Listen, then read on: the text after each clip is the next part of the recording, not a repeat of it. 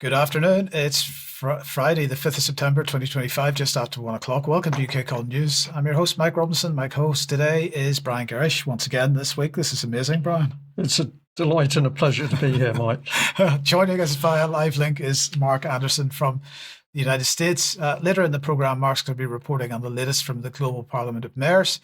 And I'm going to be taking a look at the expansion of AI-driven surveillance in the UK and globally. But we'll begin today with, Tony Radakin, our ex-Chief of the Defence Staff.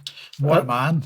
This is correct. And I suppose I should apologise to the audience because it's a bit like putting Tony Blair up on screen. But of course, this is the man of the moment. I just wanted to recap. The BBC's now grabbing him because he's out of the job.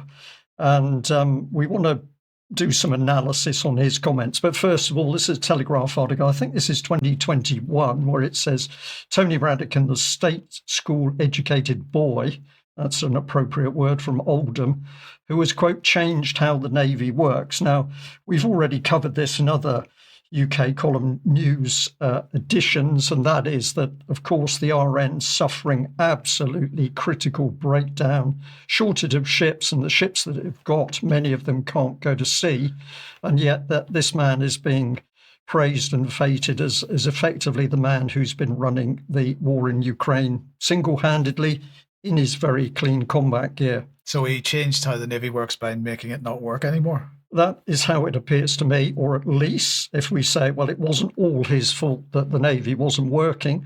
When he was in the most powerful position, did he focus on the Navy and getting it working? Absolutely not, because he's been parading on the international stage in his combat gear, supposedly making out that he knows how to run a war on the scale that's going on in Ukraine. What did he do to get those medals, Brian? I do know he's been in a job where he's been interfacing with the right people. And of course, it's widely rumoured that his friendship with Boris Johnson helped him actually get into the senior post itself. So I'm going to say in the right place at the right time, and then you get the medals, because clearly he's never put his life on the line in a combat zone. So he didn't get them from the charity shop then? Possibly. Okay. Let's have a look at this short interview with the BBC, and we're going to make quite a long comment on it. This war has been a disaster for Russia. Putin wanted less NATO, he's got more NATO. We've grown from 30 nations to 32 nations. Putin originally thought that he would subjugate Ukraine in days, if not weeks. That's clearly not the case. It's a facile description, but it's a really important one. If a snail had left Rostov-on-Don in Russia on the 24th of February 2022, by now it would have crossed all the way through Ukraine and it will be halfway through Poland. That's how difficult Russia is finding it just to get those 4 oblasts. If Russia carries on at the pace that it currently is, it will take it 4.4 years to get the remaining territory in those 4 oblasts. And having lost 1 million people killed and wounded, it will lose a further 2 million people killed and wounded. So this is about Ukraine's bravery, Ukraine's courage, our support to Ukraine to keep them in the fight. I find this absolutely shocking, Mike. This man is puerile. He's also not giving the public the truth. Maybe he doesn't know. But essentially, these little stories, we've shown previous video clips of him playing with coloured pencils and maps on the wall. Apparently, this gets him very excited to do with the trade routes around the globe. And now he's talking about snails. This man is not in the real world. But let's just pop a little bit of hard comment up on screen, because this is where he started off in the interview. This war has been a disaster for Russia. Putin wanted less NATO. He has got more NATO. Well, of course, the reality is somewhat different. We've got NATO that's a complete broken mess at the moment. So the UK and the EU component are begging for continued US support and commitment, because the truth has always been that without the Americans, there's no effective NATO. And this is freely available. This fact is freely available. If you look at comment in the UK and the the American and the Western press. So this is pure propaganda that he's pointing at, that he's starting with. But let's have a look at, in a bit more detail, at key points. And as I just said, there's quite a few of these, but I think it's worth going through in some detail. So at no stage did Russia declare or plan for an invasion, a full invasion of Ukraine, with a view to occupying the whole country in days or weeks. This is a comment that's been made by the West, which Radakin is repeating. There is absolutely no substance for it. And of course, basic evidence is that the size of Ukraine indicates that this was never the case. So if we just pop that one across, Mike, thank you. Ukraine is a vast landmass, at average size, depending what source you go to, 603,000 square kilometers. And in 2022, Russia simply did not have the troops to fully invade Ukraine. So it's nonsense to state this. And the Russians didn't, in contrast, the Russians did state and actually enact the objective of military intervention into Ukraine to demonstrate its intent to counter Ukraine attacks on Russian-speaking people in the Donbass and the continued NATO plans to integrate Ukraine into NATO itself. And of course, it was Boris Johnson who was one of the key figures that disrupted the peace discussions in Istanbul in order to make sure that this war continued. So, of course, Radakin doesn't want to tell the public about any of these things. If we go on, Russia has successfully mobilized what was a small defensive Western army, because, of course, remember that Russia has to deal with its western borders and its eastern borders. That army, 220,000, now increased to what many believe is around 800,000. It's done all this while fighting the war in Ukraine, which is not against the Ukrainians, because, of course, it's a war that's backed fully by the US, the EU, NATO, etc. This is a tremendous achievement in its own right. And if we go on through this, we've got that Russia has already defeated 2 Western-trained and equipped Ukrainian armies and defeated a major Western-backed Ukrainian offensive. This is all factual information that I'm giving you. And for people who do their own research, you will be able to find this quite easily. Much of it has been reported in Western press and UK press itself, but of course, much of it hidden in plain sight. We'll also say that Russia has taken control of 20% of Ukraine. That equates to about 500,000 square kilometres, and that equates to 50% of the total land area of UK. Plus, they're gaining ground every day. So this is on a vast, vast scale. The West hasn't seen warfare like this really since the Second World War, possibly the Korean War. But what the Russians have been doing on the ground is truly remarkable. Now, we will go on to say that Russia has continued to outproduce the Ukraine, US, UK, EU and NATO in shells, bombs, missiles and other munitions, beg your pardon. And the claims that were made, including, I believe, by Radakin himself, that Russia was going to run short of munitions, this never materialized because basically they were untrue. And then we've got the technology that the Russians are employing on the battlefield. So we've got new missile systems, including hypersonic missiles, and the West has no defense against these missiles whatsoever. And of course, the failings of the UK, the West, and indeed the US military system to develop these systems themselves and the countermeasures means that there's a lot of absolutely false threats coming out of the West because they cannot deal with the technology that Russia is operating with on the ground. Now, if we come on a slightly different area of weapon systems themselves, Russia at the moment is using high numbers of highly accurate aviation-dropped heavy glide bombs. That's up to 3,000 kilograms worth of bombs being used in vast numbers. And these weapons are being used to successfully destroy the Ukrainian front line. So Ukrainian troops are being killed by blast in their bunkers or underground command shelters. They have no defense against what's being used against them. And if they assemble troops in numbers, the Russians are taking out those troop assembly points with either missiles or these very heavy bombs. So this is the reality, which is very different from what Radakin is trying to tell us. And if we add to that, of course, Russia has developed highly accurate drones for not only wide battlefield surveillance, but also coordinated strategic attacks across Ukraine, both eastern Ukraine and western Ukraine.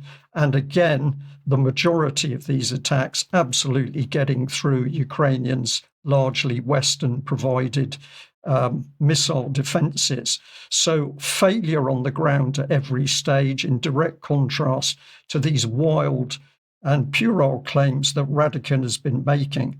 And in addition, we can go on because Russia has developed the ability to completely restructure its approach to warfare in a battlefield which is totally dominated by surveillance, not only by long-range surveillance by the US and the UK in particular, but also satellite surveillance and then local surveillance by drones on the ground. Despite all of this, which makes it very difficult for even individual soldiers or small groups of soldiers to move, Russia has still been moving forward. And we've got to recognise that there has been an impressive use of command and control and coordination. That's the C3 between the Russian troops on the ground, plus information from drones. And this has been backed by heavy weapons support, which does include long-range artillery, but it also includes the glide bombs and tactical missiles. This is a new form of warfare that Russia has been dragged into. And at the moment, Russia is clearly demonstrating that they can fight this type of warfare and win not only against Ukraine, but also NATO itself. I noticed you've said on there, this is new warfare, but we were told by Radakin, by his predecessor, Nick Carter, and people around the Joint Chiefs, that new warfare was going to be all about cyber and space. This is a complete misreading of the reality. A complete misreading, Mike. And of course, the thing is now that the Russians have many, many thousands of extremely highly trained and experienced. These are hardened battlefield troops in this type of warfare. So the idea that the West has the ability to step in and fight the Russians is actually laughable at the moment.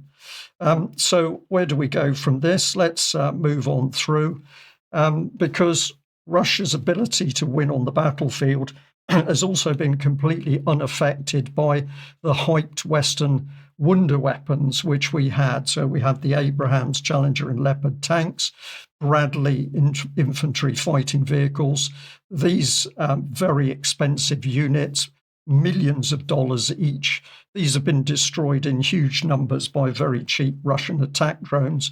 And of course, the F-16s, which we heard week after week after week, were going to change the whole battle.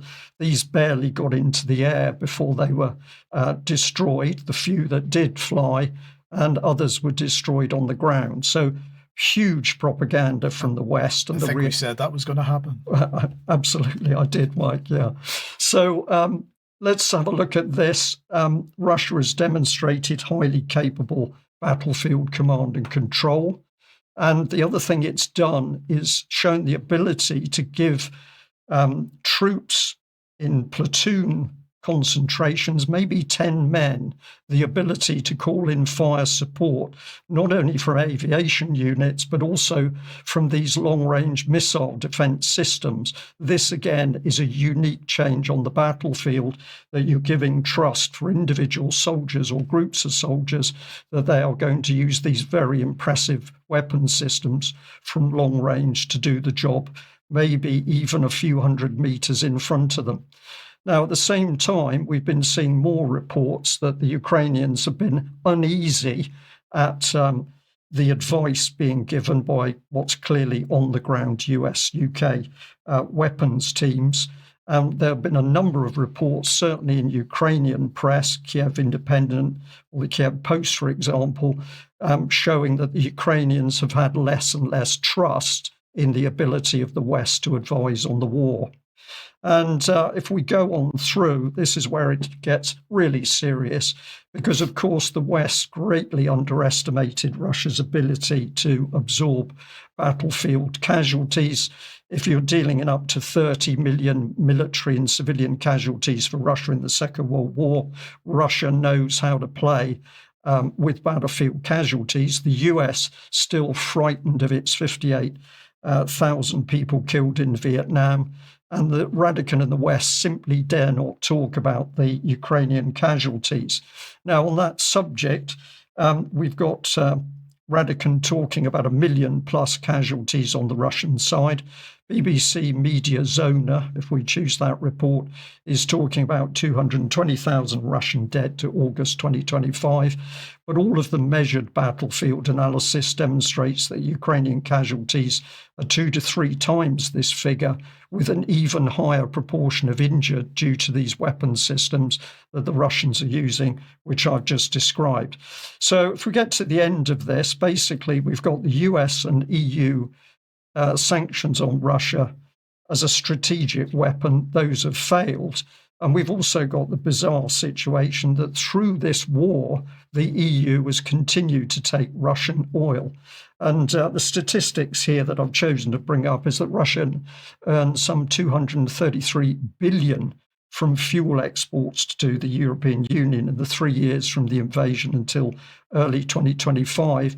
And The Guardian itself reports from February 2024 to February 2025, EU imports of Russian oil and gas were valued at 21.9 billion euros. So rank hypocrisy that they are doing something to actually sanction Russia, while we've got the European Union still feeding off these supplies.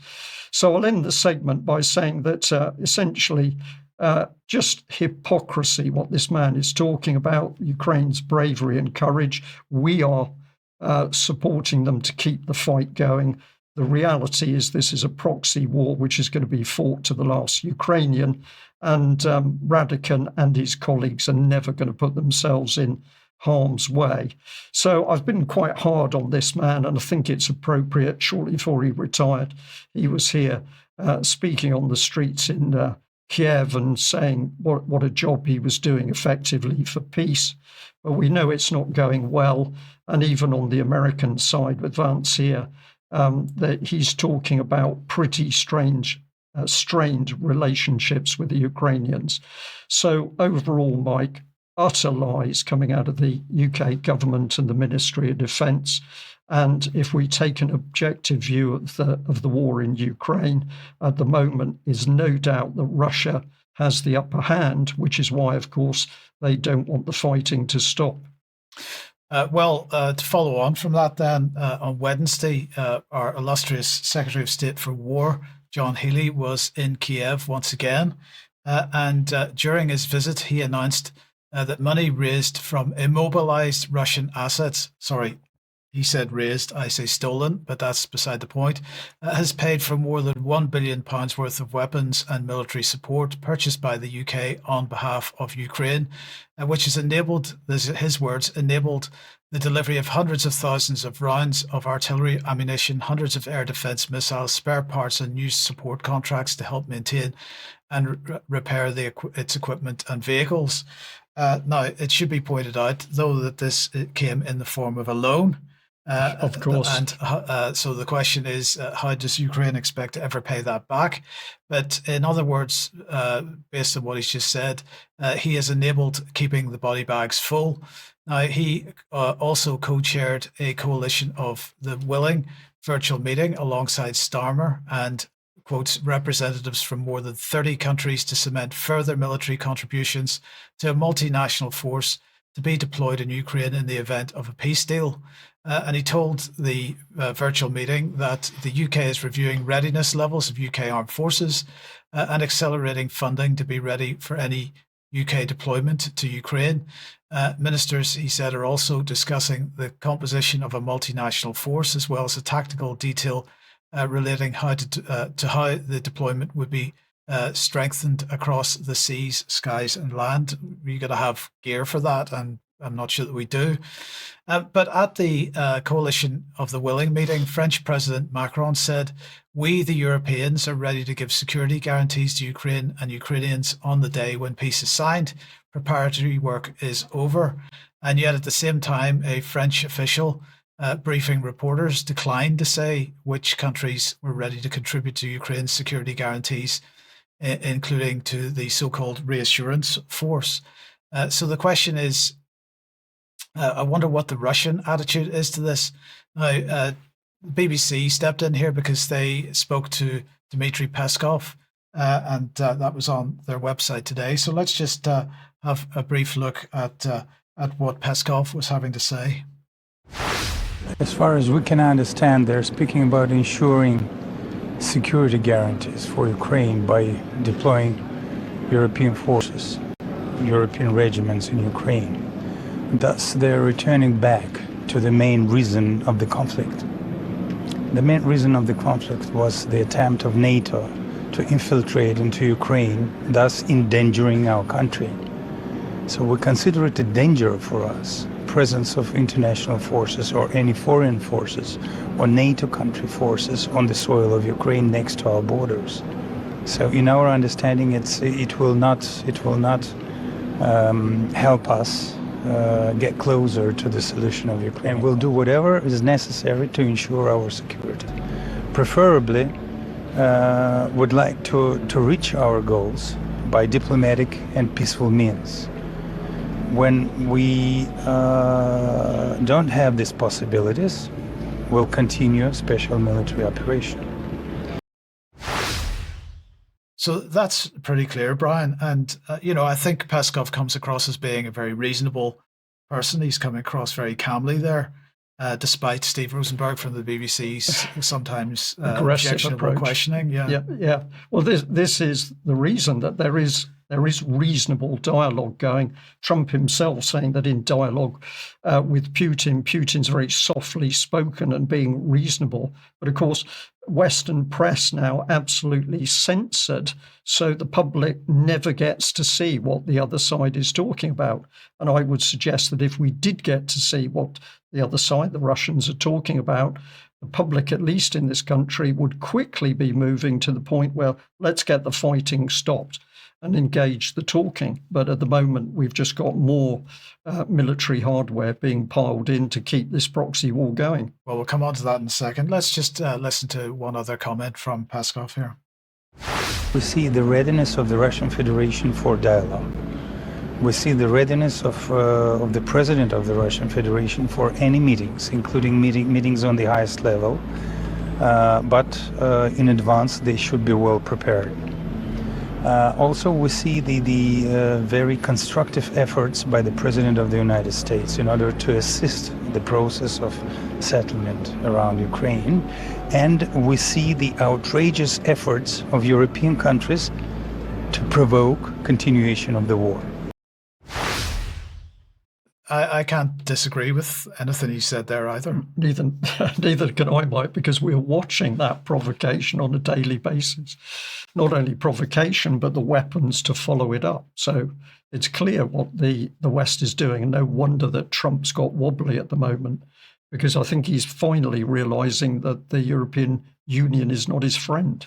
So let's just look at the last 50 days of support to Ukraine. This is according to the UK government. 4.7 million rounds of small arms ammunition for Ukrainian soldiers, 60,000 artillery shells, rockets and missiles, 2,500 drones, more than 200 electronic warfare systems. I wonder how long any of this is going to last. 100 light weapons. What's a light weapon in this context? Machine gun. Okay. 30 vehicles, additional counter-drone and air defense equipment. So that was what the Ministry of Defense was bragging that they'd sent in the last 50 days. So that's if it was sent in the last 50 days, it's probably all gone in the last 50 days. Yes. So anyway, that was Wednesday. And then yesterday, following the announcement last week of the deal for Norway to buy naval ships from the UK. Try not to laugh when I say that. Secretary of State for War John Healey again was in Norway yesterday to sign an historic agreement to exchange the to enhance the strategic partnership between UK and Norway. So this deal actually formalizes the deal for the ships. This, they claim, strengthens NATO in the region and provides more opportunities for joint training and personnel exchanges between Britain and Norway. And he claims that this is going to support 4,000 jobs and be worth £10 billion to the UK. Now, he and his Norwegian counterpart discussed further joint operations through this agreement. So we'll see what comes of that. At the same time, then, here is Starmer, because he was visiting BAE Scotstoun to say thank you to all those who helped get what he describes as huge contract pushed through. So there he was with some frigates. Do you think they'll operate in cold waters, like the kind of cold waters that Norway has?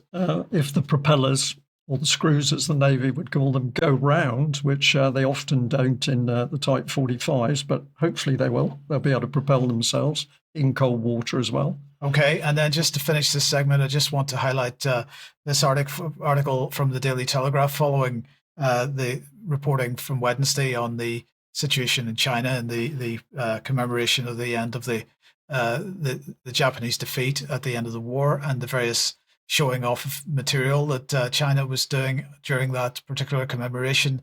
Here's the Daily Telegraph editorial team, and I think they probably need to be taken away by men in white coats. Because the headline here, Britain must stand against Xi Jinping's disturbing vision of the future. They say when Mr. Xi promises to build a community of common security, what he means is that no country should have any allies, leaving all but the strongest at China's mercy. And when he stresses the sovereign equality of states, he means that no one should interfere with the sovereign right of tyrants to murder, torture, and oppress their own peoples.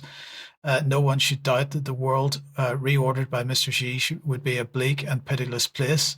This kind of rhetoric coming from an organization that over the last few decades has supported interventionist conflicts run by Britain and the United States, which have only brought disaster and misery to the countries that they were imposed upon.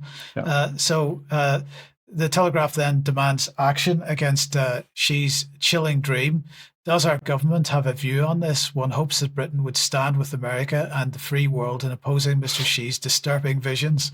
If that's our intention, and one day a Prime Minister should muster the courage to say so, then it would make little sense to allow China to build our entire energy system or supply the electric cars that just about all of us will drive. Well, that may well be the case, that last point, but we got to always keep in mind that systematically our governments in the West have destroyed our productive capability. This is why Russia and China are so far ahead productively and economically. I think it's a shame that Russia and China are having to spend money developing their own defense firms when they could be doing, and they are doing in many other areas, so many more positive things for humanity, on a broad scale. Of course, they're clearly feeling threatened, and is anybody expecting them to respond any other way? Well, clearly the papers have stopped thinking, and papers that are supposed to be the papers for comment, particularly on matters overseas, newspapers of record, they just simply do not seem to have the quality of journalists to comment on this properly. If we look at the West, it seems to me at the moment that it's the United States that is the country which is telling everybody what to do, and unless it's done as the United States wants, we're all going to be sanctioned into line or bullied into line. Mark, yeah, sorry. I was looking at Mark coming up, so he might like to respond. Mark, let me welcome you to the programme. Bring us up to date then, if we move to the United States now, with what Trump has been doing, because, of course, we've been hearing quite a bit about the potential for deploying military on the streets. Indeed. Good day, you guys and UK column viewers. I've been on a bit of a hiatus. It's great to be back. And yes, over the years living near the border where I do, there have been troop deployments here. And there's always been this conflict. When is it proper to use U.S. troops in domestic operations? And when is it not? And I remember talking to a Kansas soldier out of Fort Riley, and he was elated, in his view, about 5, 6, 7 years ago. It was during Trump's first term, to be clear. And he was elated that he was actually being used to guard the U.S. border. Of all things, the troops were being used to guard the U.S. itself. What a concept, he told me. Anyway, on this first slide, we're seeing some of the controversy. Federal ruling could restrict Trump on potential San Francisco troop deployment 2nd of September out of the Axios News. And this is in the wake of Trump having deployed National Guard in Washington, D.C. Now, in Washington, D.C., it's unique. Trump is the head of the D.C. National Guard, the D.C. being a federal city in that sense. So there was that deployment there to deal with what Trump is calling crime amid immigrations and customs enforcement, ICE, immigration arrests toward deportation as part of Trump's border agenda. And then Trump also had troops recently in Los Angeles. And of course, there's still a presence in those cities, as I understand it. And the main stated goal of Trump's deployments, besides aiding in the eventual deportation process, has been to guard federal property from what the administration is calling actual and potential rioting as people protest the deportations. And at any rate, we have a summary here on that Axios article. I'll look at that. The California Attorney General Rob Bonta applauded a federal ruling that the Trump administration illegally deployed the National Guard to LA during anti-ICE protests going back to June. So there's been a court ruling. What Trump has done in LA is being declared illegal. Trump is vowing to fight back, of course, and appeal the decision. U.S. District Judge Charles Breyer's ruling only applies to California, however, but it may influence how federal troops are deployed in other places as Trump considers doing more of this. And those other places are potentially or actually San Francisco, Chicago, and Baltimore. So Trump's going to appeal the LA decision. What's he going to do about deployments in those cities that are based on the same reasons? Here we'll show some headlines that have been popping up lately on this. The New York Times, San Francisco had avoided Trump's ire until now. So the Times is saying that Trump's deployment to San Francisco, Frisco, they call it for short, is fairly imminent. And the Chicago Tribune, as Trump threatens more guard troops in U.S. cities, including Chicago and Baltimore, here's what the law allows. And that could be quite a long thing. I studied a little bit of what the law allows, but what it boils down to is that right after the U.S. so-called Civil War, they passed the Posse Comitatus Act, and that forbade the use of federal troops in local law enforcement because when there was the Reconstruction by the North against the South, there were a lot of abuses of the people's constitutional rights, some very egregious abuses. So the law, the Posse Comitatus Act, that's Latin, is a logical law, but it's a little bit fuzzy in legal circles when it applies and when it doesn't. Many have claimed that it's improper to use federal troops or federally activated National Guard troops. They claim it's improper to use them to guard the border. But I would argue, and others I've talked to have argued, that guarding the border is largely a national responsibility, and they're oriented outward. They're guarding the perimeter. So that, in many people's view, does not violate the Posse Comitatus Act. But these deployments in LA and DC and other possible ones, if it doesn't violate that act, it's pushing right up to the line, just very, very close, because they say they're guarding federal property from the protesters, and that's pretty much legitimate. But if they start making arrests for miscellaneous things that would best be done by local police officers, then you've got some issues that would violate that act. And so the overall situation is such where there's a lot to be seen, a lot remains to be seen, but that's some of the realities on the ground. Now, under this report today, I'm doing Trump news on 3 topics. It's an approach I'm taking because there's so much coming out of the Trump White House in the press releases that I get, which is 4 or 5 or 6 a day, and all the other things going on. There has to be a way to distill this stuff down. So I've got a couple other quick topics. On this next one, we'll look at this headline out of Fox. U.S. blocks Trump attempt to freeze more than $2 billion in Harvard funds. Subhead: Trump officials, judge said, are using anti-Semitism as a smokescreen to block off a little over $2 billion actually in federal funding to Harvard. What's going on there essentially is that Harvard believes its hiring and admissions policies are being infringed upon, and that it's improper for Trump to use anti-Semitism as an excuse to cut these over $2 billion in federal funding that funds scientific research at Harvard.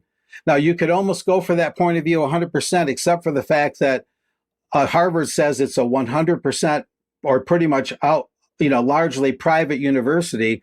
But one of the things that makes a university private is not accepting much, if any, federal funding. Like Hillsdale College in South Central Michigan takes no federal funding whatsoever, so they can truly call themselves private. But Harvard, being the wealthiest, monetarily the wealthiest college in America, wants billions of dollars of federal funding every year, but it wants all the advantages of being called a private university. So it wants to have its cake and eat it too. Trump claims that besides anti-Semitism and protests against Israeli policies in Palestine, Trump claims that the university is way too liberal in a lot of its governance and a lot of its content and things like that. And so he's using the cutting of the federal funds as leverage. And so that's what's going on with that. I need not get into a lot of the details that I included in the slides there. It's better to explain it. And lastly, this headline from American Free Press: President Trump is pushing for a ban of mail-in ballots. And the interesting thing here is that with all the mail-in ballots from the 2020 election, when a contact of mine, Garland Favorito, did factually prove that election had a lot of very serious anomalies and evidently election theft, a lot of the reforms that Trump wants to enact do make sense, although Trump sometimes expresses them in ways that don't fully make sense. He needs to be more clear and principled on these things. These are longtime problems in the U.S. electoral system. And here's a quote from Trump from the White House. We're going to start with an executive order that's being written right now by the best lawyers in the country to end mail-in ballots because they're corrupt. At least in terms of the number of them, when they're used in massive amounts, they do invite corruption. And there's one other post from Trump's Truth Social.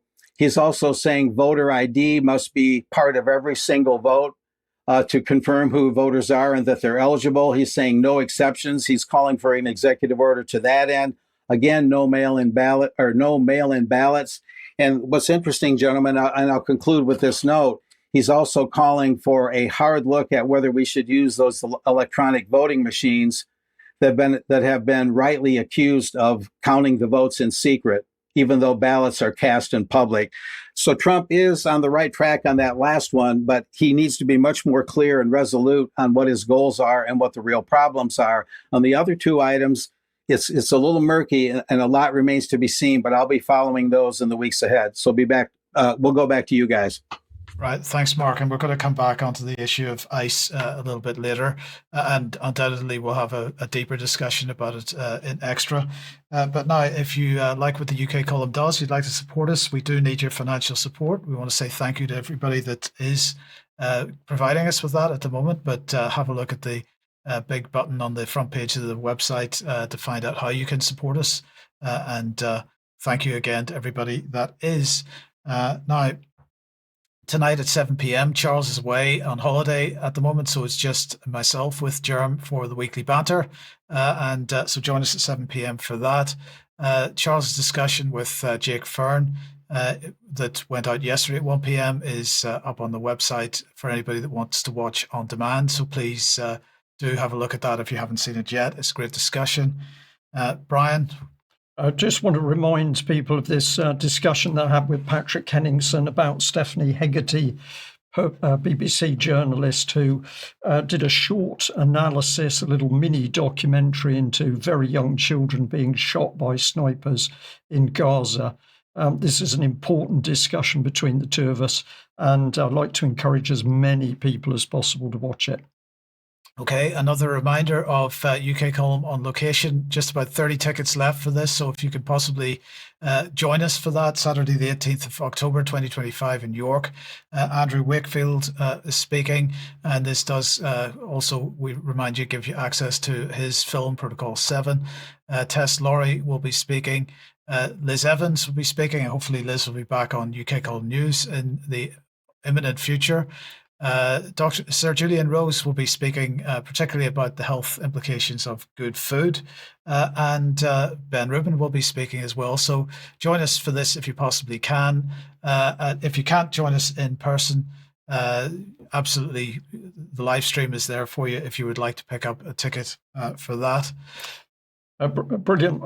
I'd just like to give another shout out for Public Child Protection Wales, Kim Isherwood and her team, who at the end of this month will be going to Washington to meet with other groups, to Washington in the States, to go to meet up with other groups who are going to be challenging the World Health organisation's CSE, it's sexual grooming of very young children. So this battle has now gone from South Wales, it's gone globally. This is really fantastic news.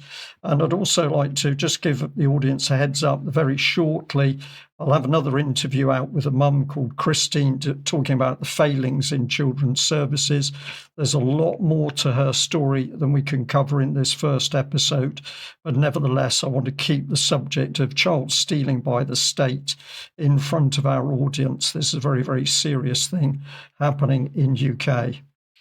Mark, let's come back to you then. And Global Parliament of Mayors has been one of the institutions that's driving change in both the UK and the United States and most European countries as well. What's the latest? Well, this is interesting. Over the summer, of course, we've had Bilderberg, and I reported on the Ditchley Foundation, kind of a cousin of Trilateral and Bilderberg, excuse me. And there's so many machinations going on. Weaponized neuroscience has been in the news here on UKC recently. But I got to looking at the Global Cities thing, and a quick announcement before we get into the GPM, Global Parliament of Mayors, is that the seminal annual conference, the Pritzker Global Cities Forum in Chicago that started in 2015, 2016, and I was there right when it started, has been apparently ended. I think it just didn't go as viral as the former head of the Chicago Council on Global Affairs that was pushing it, Ivo Daalder, as he wanted. And that has apparently died. When the Chatham House lady who's leading the Chicago Council came over to replace Daalder, as I've reported recently, there's no indication that she's continuing that. So that's a little bit of good news, you might say, given what we know about global cities. Now, on the Global Parliament of Mayors here, they met earlier in the summer, and I discovered that as I was looking at all these other groups and trying to kind of distill all this. And their annual summit 2025, Ricardo Rio, the mayor of Braga, Portugal, was big in the news. He's a major player here, and we got a couple quotes from him. There was a recognition by the Global Parliament of Mayors about this gentleman's city. The Global Parliament of Mayors, or GPM, recognizes the path that Braga, Portugal, has been forging via its internationalization strategy, emphasis added, internationalization strategy, positioning Braga as an open, collaborative city, that means in league with the global system, that engages with global networks, of course, and promotes democracy, big word, inclusion, bigger word, and sustainable development, massive concept, of course. And that ties to the United Nations. The United Nations turned 80 this year. And then Mayor Ricardo Rio of Braga went on to say, and he's a member of the executive committee of the Global Parliament of Mayors, he went on to say, these developments reflect our commitment to position Braga as an open and collaborative city, emphasis added, one that actively engages with global networks and actively promotes democracy, inclusion, etc. So this is very clear language of what global cities are all about, that they kind of divorce themselves to a point from the nation state that they geographically inhabit, and they link up with other self-declared global cities, and they operate on a somewhat different legal and governance system. So it's almost like a form of mutiny, if you will. Maybe that's a strong concept, maybe a little too strong, but they're kind of bowing out of their nation state membership and adopting another kind of membership, localized globalism, also called glocalism. We've mentioned that. Now, this also came out as I was perusing this on a, looks like an X post here. Nadia Vergi noted that there's a global Parliament of Mayors related summit going on the 27th through the 29th of October 2025 in Dubai that they're calling Expo City. And it's involving the Asia Pacific Cities Summit and Mayors Forum 2025, bringing together cities from Asia, Africa, the Middle East, and beyond. And we have a little bit more on this. We'll move on from there. And this is the actual website, the Asia Pacific Cities Summit and Mayors Forum. That's the main element at this new GPM involved or GPM tied Expo City Dubai event in latter October. So just to get that in the news here, to get that on the record as to that event's coming up, we didn't have a lot of advance notice about the summer event by the Global Parliament of Mayors. So we want to make sure we get plenty of advance news on this one so we're all aware. Maybe we can talk about it in York a little bit on the side. But here's some of the other things they're talking about with regards to that Dubai summit. This is just some examples. We'll show this and I'll just cherry pick it. City leadership and economic development, city branding and identity, city diplomacy, where cities set themselves up to have foreign policy functions and act like that they can get into foreign policy diplomacy, which is really illegitimate and improper for any city to get into. And then digital transformation and urban futures. They're looking at urban intelligence. That no doubt involves AI, probably in some ill-advised ways. New energy, mission-driven ecosystem. Some of this is clear, some of it's rather vague. Maybe not all of it bad, point by point. And in this last item, this is just a reminder of the Urban 7. And the Urban 7, I do have an article posted on UK Column about the Urban 7 from a year or two ago. And that is the city equivalent, roughly, of the G7, showing how the cities view themselves as members of a global community, not so much members of their nation state. And the Urban 7 at a meeting in Japan in July 2023 was consulted in the drafting of the G7 Sustainable Urban Development Ministers Communique, which lays out the priorities and commitments of the ministers. So that definitely shows the concrete and tangible involvement of these mayors, I think, in an ill-advised and illegitimate way to get involved in these global affairs. So that's kind of the landscape for now, guys, and the schedule. Thank you, Mark.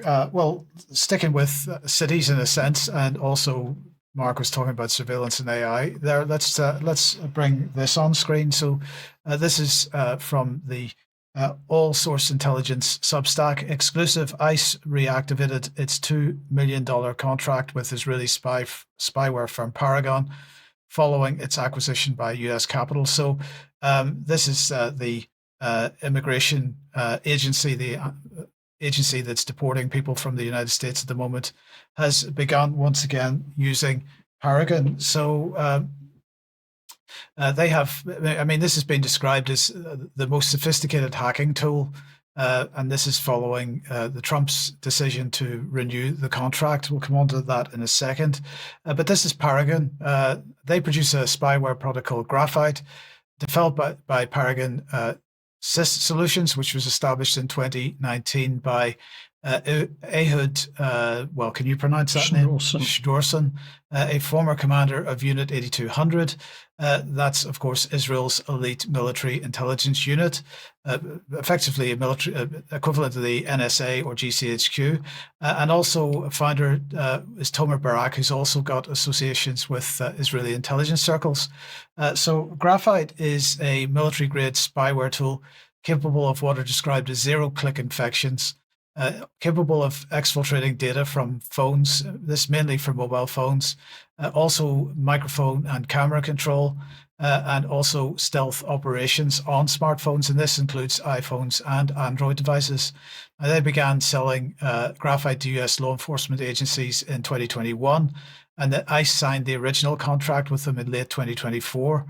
At the beginning of this year, then WhatsApp discovered a global spyware campaign using Graphite that targeted 90 individuals, including journalists and activists, in more than 20 countries. And not long after that story broke, Citizen Lab confirmed that Paragon's Graphite was also used in Italy against journalists there, leading to the termination of the contract in Italy. So let's just put that on screen. So this is Reuters reporting Italy and Israeli Paragon part ways after spyware affair. So Graphite's design uses what are described as stealth tactics, loading itself into legitimate apps like WhatsApp to evade detection, making forensic detections highly challenging and almost impossible for the average user to discover.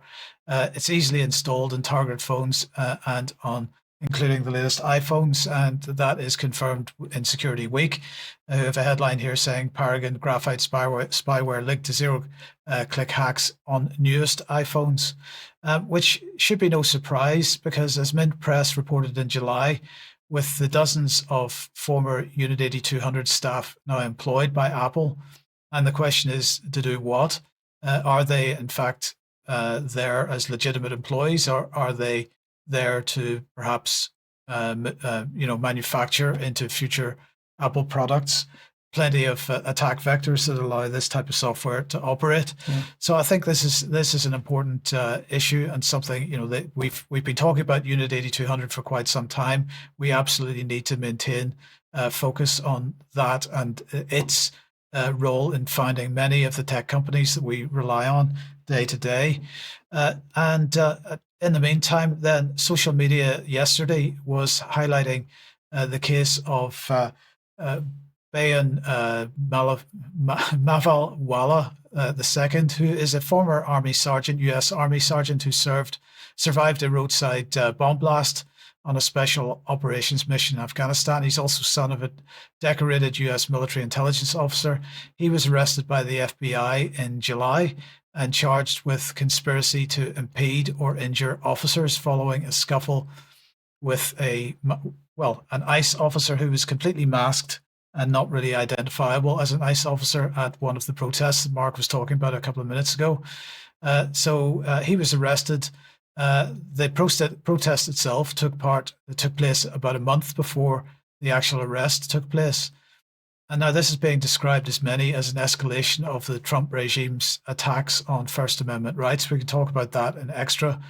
And I just want to mention that in an effort to sort of deal with the massive overreach of ICE agents, apparent massive overreach at the moment, an application for the iPhone is being developed called ICE Block, which allows people to log sightings of ICE activity and alert others to that activity.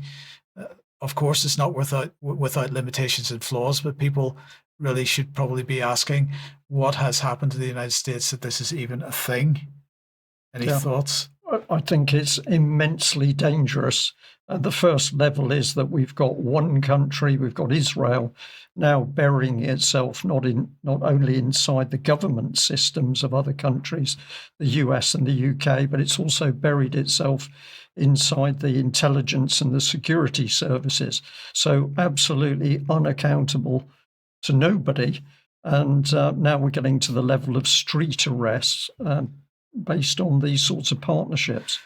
Well, it's very dangerous, I think. Right. Well, here in the UK, here's the Plymouth Herald, because the surveillance state rolls out apace. So the Herald here has published a report highlighting the use of AI-powered surveillance cameras in Devon and Cornwall, which apparently cost 10,000 drivers being very naughty indeed.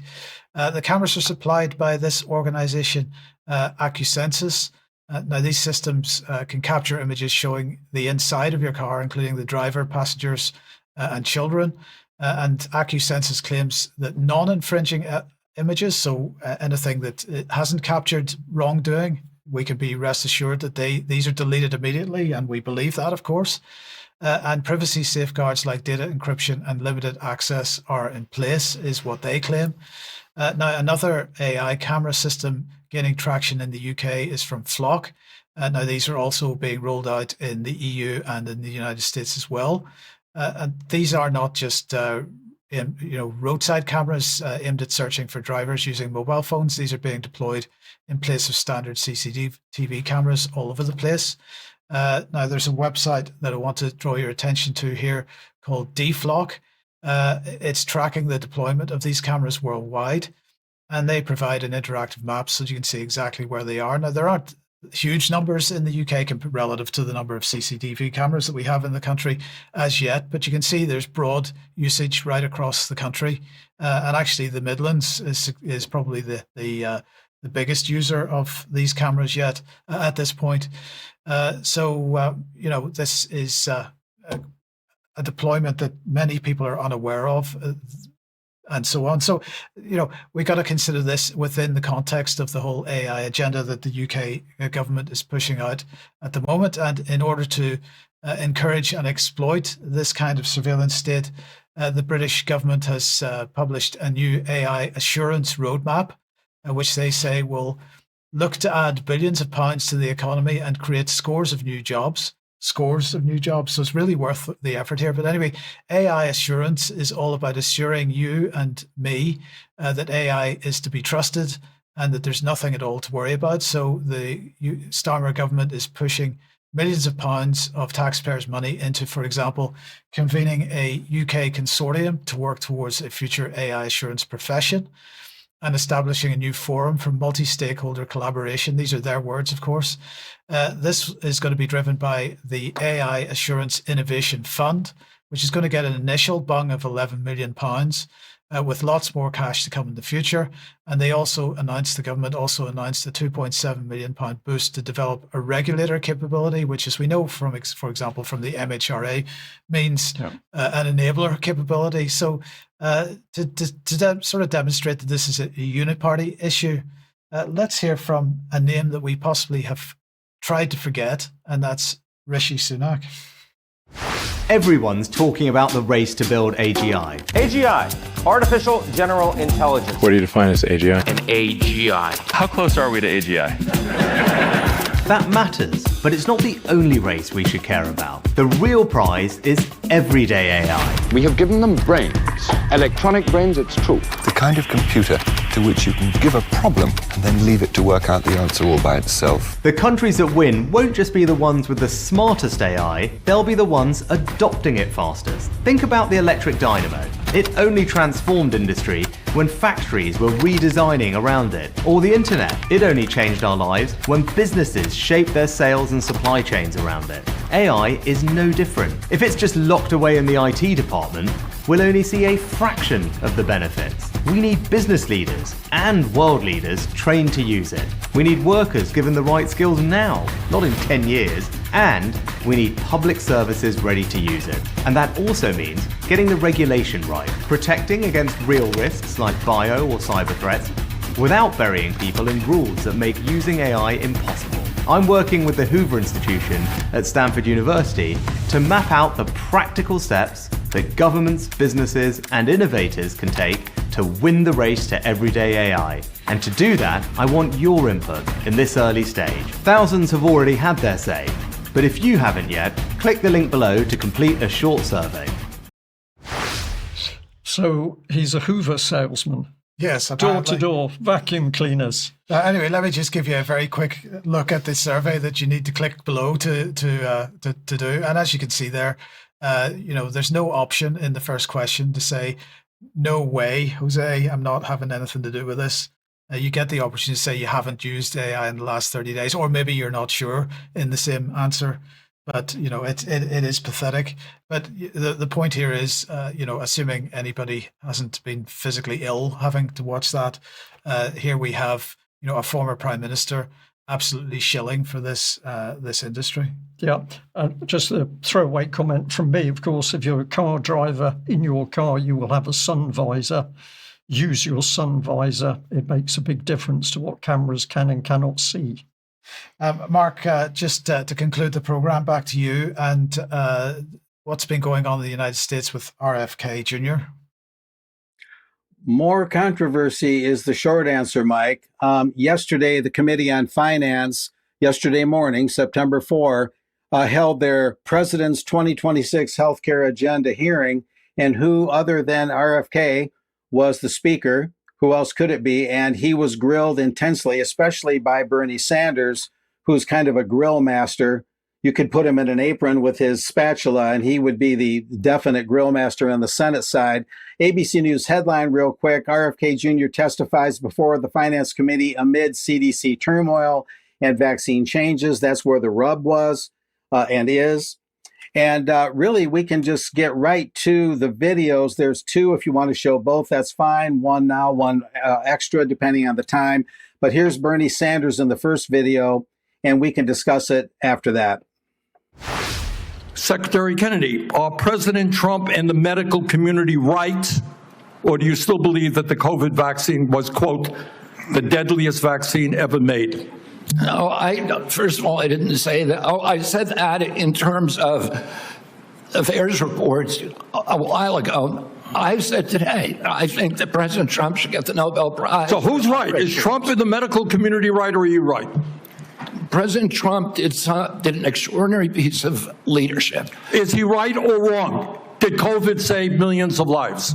As I said, he got Americans back to work. At that time, that particular vaccine was perfectly matched to the virus that was circulating then. And I have no idea how many lives it saved, but it saved quite a few.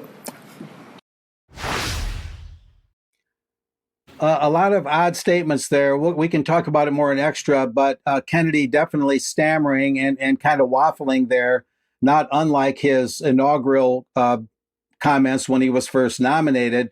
And then Sanders saying, you know, how many did COVID save? He's kind of misspeaking. He meant to say COVID vaccine. So you've got one that's for the vaccine, which is pretty troubling, that being Sanders, and then you've got Kennedy not being clear about his stance and even trying to say that the vaccine initially was a success, when that's highly questionable, if not outright false.